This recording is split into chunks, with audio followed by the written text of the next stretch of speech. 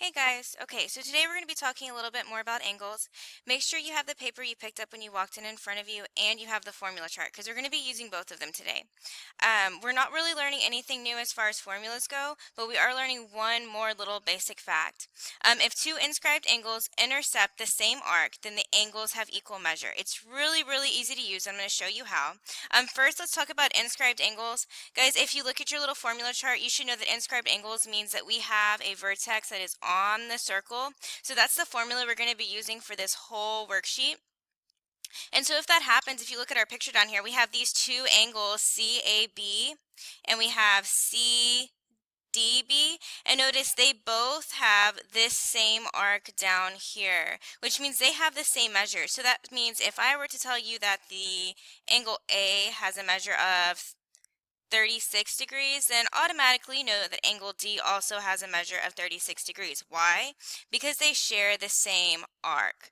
Okay, so let's see if we can apply this little idea. Find this problem on your worksheet. It's not numbered, so kind of just look for this picture. Basically, it says find the measure of arc PQ and the measure of angle PAQ. Okay, so first thing that we need to notice is right down here, they share the same arc. And we know that if we have the same arc, then we have the same angle. So if this guy is 63 degrees, I automatically know that this one over here is also 63 degrees. Why? Because they share the same arc. It makes things a lot easier. Now, when it asks me to find the measure of arc PQ, I'm going to have to use my formula chart. So if we notice, the vertex is on the circle, so I'm going to get my formula chart out.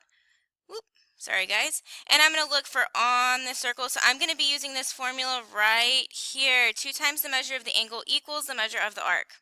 Okay, so I'm going to write that on my paper. So 2 times the measure of the angle equals the measure of the arc. Well, obviously I have the angle measure. It's 63 degrees, which means the measure of my arc must be x. So if I put this into my calculator, 63 times 2, that should give me 126 degrees equals x. Remember, it's in degrees because this is the measure of an arc that we just found. Oh, and we need to make sure that we write the measure of angle PAQ is also 63 degrees because they did ask us for that information. We might know it, but we need to state it for them. Okay, so let's look at another one. Okay, so this is going to be on the back of your paper, and it's a lot like the one we just did. So it says find the measure of arc RS and the measure of angle STR, which, guys, that's the angle that is in red. Okay, and what do you notice about angle STR, again the one that's in red, and angle RUS, and that happens to be the one that's in blue, and it wants you to say, okay, what do we notice about them? Okay, well, same thing we've been noticing this whole time. Notice they have the same arc on the circle, okay? And we know that if we have the same arc, that means we have the same angle measure. So automatically I know that the measure of angle STR is equal to 31 degrees. Well, how did I know that? Because I know that RUS is 31 degrees. They have the same arc, therefore they must have the same measure.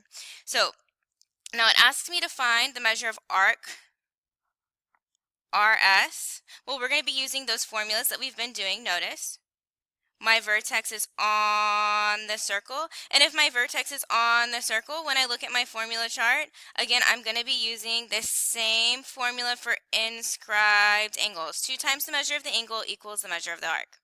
So let me erase some of this so I can get a little bit more room. Woo. Okay, so 2 times the measure of the angle equals the measure of the arc. Okay, well, again, they gave me the measure of the angle, so 2 times 31 is equal to the measure of the arc, which is what I've been looking for. Well, 2 times 31, well, guys, that's 62. So 62 degrees must be the measure of arc RS, which is exactly what they asked us for. Okay, so I hope this helped. If you have any questions, raise your hand. Me or Mr. Weinbrenner will have no problem answering them.